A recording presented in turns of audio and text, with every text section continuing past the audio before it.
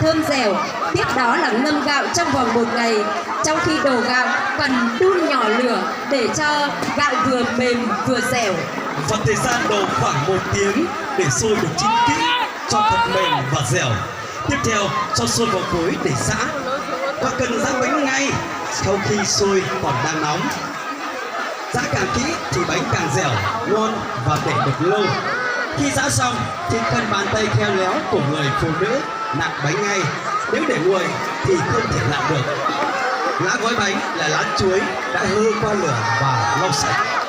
Vâng, theo quan sát của ban tổ chức chúng tôi thì một không khí rất là rộn ràng đang diễn ra ngay tại sân trung tâm của trường phổ thông dân tộc bán trú trung học cơ sở Phú Hồng. Quý vị ơi, chúng ta cùng nổ một tràng pháo tay thật lớn để cổ vũ cho các đội thi. Vâng, một không khí thật rộn ràng, đúng là Tết đã đến và xuân đã về. Vâng, và cái không khí này đã xua đi cái mùa đông giá lạnh của buổi sáng ngày hôm nay. Và để tiếp thêm sức mạnh cũng như là phần vui nhộn cho không khí buổi lễ ngày hôm nay, xin mời quý vị cùng thưởng thức các tiết mục văn nghệ.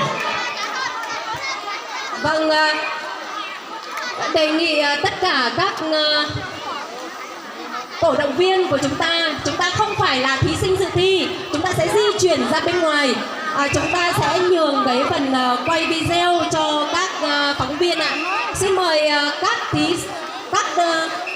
khán giả mà chúng ta không phải là thí sinh dự thi, chúng ta sẽ di chuyển ra bên ngoài ạ. Sẽ di chuyển ra bên ngoài để tạo một cái không gian thật là thoáng đãng để cho các đội thi có thể thực hiện tốt phần thi của mình.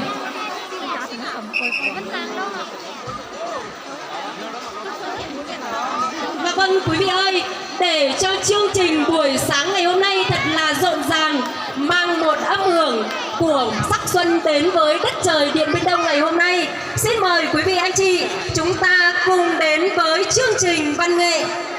Chúng ta cùng nổ một tràng pháo tay thật lớn để chào đón ba ca sĩ Quang Tưởng, Đàm Dương, Xuân Lả với ca khúc Ngày hội giã bánh dày vùng cao. Xin mời quý vị cùng thưởng thức.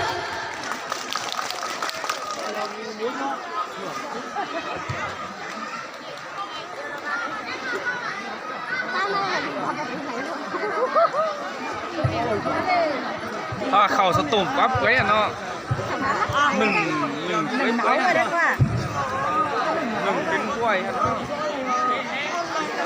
จบเลยน้องก็แล้วก็ทำแต่สอนไว้ครั